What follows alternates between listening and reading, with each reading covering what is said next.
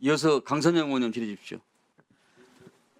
네, 합참의장님께 질문드리겠습니다. 합참의장님께서는 국군조직법 제9조에 의해서 국방부 장관을 불령에 안에서 보자 하는데 당시 그 계엄사령관은 육군참모총장에게 임명을 했기 때문에 합참의장님께서 그러면은 계엄사와 관계없이 조치한 것이 있습니까? 예, 저희들이 조치한 것은 북한의 일단 오판을 방지하기 위한 군사 대비 태세 강화에 일단 집중을 주었습니다. 그 임무에 집중해서 임무를 수행했다고 말씀드립니다. 네, 그 사항에 보면은 앞서 우리 김병주 의원님께서 말씀하신 경계태세 2급 보호 조치가 있습니다. 조치 보호 하달한 게 있지 않습니까? 예, 자, 그럼 경계태세 2급 보호 하달이 계엄과 연관이 있습니까?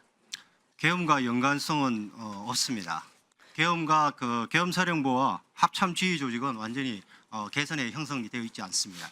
그런데 이제 지금 12월 5일 날 일부 지역 매체에서도 얘기하고 있고 좀 전에 김승원 의원님께서 말씀하시는데 군인이 군청을 점령했다.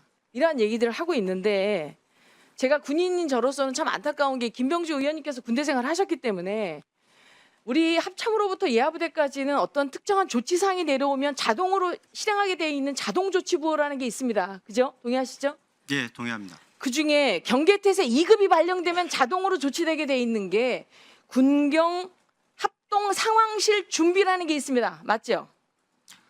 세부적으로 다 공개하기는 어렵지만은 맞죠, 그런 그거 사항들이 계속적으로 선제적으로 돌아간다고 볼 수 있습니다. 네, 왜 그러냐면 지금 이 군경 합동 상황실 이 얘기를 하는 것은 군인이 계엄사령부를 만들기 위해서 갔다라고 지금 군인이 자꾸 민간 군청을 장악했다라는 이러한 얘기들이 있어서 제가 안타깝지만 제가 군 보안이지만 말씀을 드리는 겁니다. 군인이 22사단에서 간 거는 경계태세 2급 발령에 따른 군경 합동 상황실 구성에 대한 자동조치 부호를 위해서 당시에 걸로 간 것으로 알고 있고 그 관련해서 이러한 논란이 많다 보니까 양구군청에서 이거 관련 입장을 냈습니다. 준비된 거 있습니까? 자, 보십시오. 지금 이 비상계엄령 당시 양구군청에서 군인이 왜 출입했느냐. 비상계엄령 당시 군부대시 양구군청에 출입한 사실은 경계태세 2급 발령에 따라서 군경합동 상황실을 운영하기 위해서 준비 차원에서 방문했다. 그래서 무력으로 진압하거나 직원들과 군인들의 안전을 위협할 만한 일들이 전혀 없었다라고 이건 양구군청에서 공지한 사항입니다. 자, 그래서 지금 일부 언론에서 잘못 이야기한 것까지는 이해하지만 군대 생활을 하신 김병주 의원님께서 자동조치부호를 모를 리가 없고 합참에서 자동조치부호 발령을 하기 전에 경계태세 2급 발령을 하면서 한반도의 정전 사태를 감시하도록 되어 있는 유엔사와 연합사회 이 사항을 사전에 협조하고 조치 상황을 통보하지 않았습니까? 예, 일단 사항이 발생되면은 구체적인 사항까지 통보는 안 하지만 자동으로 참모들이 NC라는 개념에 의해서 통보하게 되어 있습니다. 네, 이와 같이 군이 계엄이 발령하면서 대북태세 강화를 대응하기 위해서 한 조치 부호마저 그다음에 그러한 대응마저 지금 외환죄로 다 민주당에서는 주장을 하고 있습니다. 지난 12월 8일 날 국회 기자간담회에서 이재명 대표님께서는 북한의 오물풍선의 원점 타격을 계획했다가 합참의장의 반대에 실행하지 못했다. 만약에 미사일 발사나 폭격기를 사용한 타격밖에 없는데 실행됐다면 외환 유도죄에 해당한다라고 말씀하셨고요.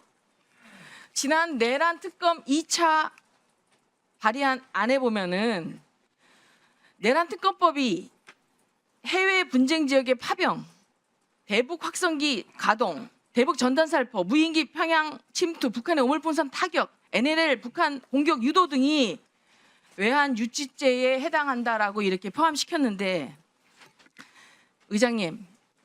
의장님께서는 평시 작전 통제권을 갖고 계신데요. 한미 간의 전시를 대비한 작전 계획 5천 단위와 평시에 3천 단위의 국지도발 계획을 갖고 계시죠. 예, 군은 전쟁 계획을 가지고 있는 게 기본 임무입니다.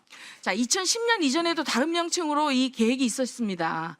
2004년 노무현 정부에서도 이름이 북도발 응징 계획이었습니다. 노무현 정부는 2007년 남북 정상회담을 하면서 최초로 남한의 대통령이 도보로 군사분계선을 넘어서 평화 무드 분위기가 있었지만 그래도 북도발 응징 계획이 있었습니다. 그러나 당시에 만들어 놓은 북한 표적이 100개밖에 안 되다 보니까 당시에는 아군의 감시 체계와 타격 수단의 제한이 많았죠. 그래서 2010년도 천안함 폭침과 연평도 포격 도발을 당했습니다. 그래서 2011년부터 3천 단위로 시작하는 평시 국지 도발 계획이 발전됐고 2016년 이후에 구체화됐고요. 2024년 7월에 현 수준으로 발전됐습니다. 맞지 않습니까? 뭐 구체적으로 확인해 줄 수는 없지만은 군이 창설된 이후부터는 모든 도발 계획에서 발전시키는 게 기본적으로 군의 임무라고 생각하고 발전시키고 있다고 말씀드리겠습니다. 방어를 북한에 대한 공격의 억지를 기본적으로 갖고 있는 저희 군은 그렇지만 상대의 무기 체계의 종류, 위협 수준, 수량 등의 직면한 위협의 변화에 따라서 지속적으로 북한에 대한 표적을 발전시키고 이거에 대한 유사시 원점 타격을 할 수 있는 준비를 해왔습니다. 계속 맞지 않습니까? 예, 다양한 도발에 대비해서 대비 태세를 유지하고 있다고 말씀드리겠습니다. 그리고 북한의 오물풍선이 많이 발생하면서 지난해 8월에 민주당의 김병주 의원께서도 공중요격을 몇 차례 강조하셨습니다. 그러나 공중요격을 하면 적에게 빌미가 되고 그다음에 확전이 될 수 있는 우려 때문에 풍선이 낙하된 후 안전하게 수거하는 방법을 채택한다고 지속적으로 우리 여당과 우리 군을 위축시켰던 김병주 의원님께서 소속된 민주당에서 왜 갑자기 오물풍선에 대한 원점 타격 계획 수립해놓고 시행하지 않고 유사시 사용하려고 한 이 표적 계획에 대해서 이것이 왜 외환 유치대라고 하고 있는데 동의하십니까? 동의하지 않습니다. 또한 9.19 군사 합의 효력이 정지되고 서북도서 포사격 훈련이나 NLA 인근에 한포 사격이 정상화됐는데 이것도 과거보다 9.19 합의 이전보다 강화된 것입니까? 아닙니다. 뭐 군은 기본적으로 교육 훈련을 하는 것이 강한 교육 훈련 하는 것이 군의 임무라고 생각합니다. 자, 그래서 제가 생각하는 것은 일부 확성기 방송이라든지 오물풍선에 대한 대응, 그 다음에 이런 것들이 북풍 공작으로 지금 몰아가고 있는데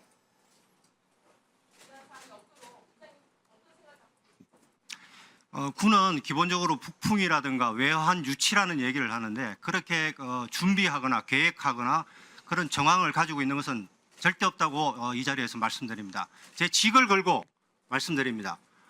외환이라는 용어를 쓴다는 것은 근본적으로 군을 저는 무시한다고 생각합니다. 저희들의 임무는 헌법에 명시된 국토방위에 신성한 임무를 수행하는 게 군이고 지금 전방에서 추운 상태에서도 그들이 수행하고 있는 그 자체가 우리의 임무를 수행하고 있는 것입니다.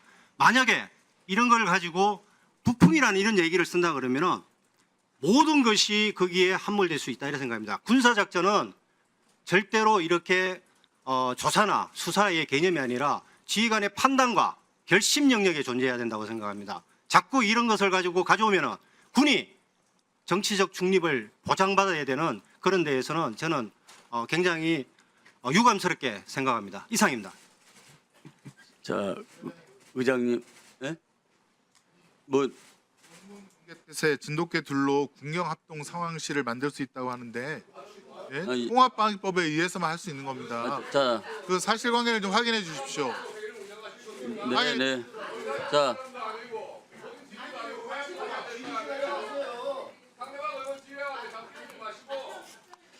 자, 민홍철 의원님.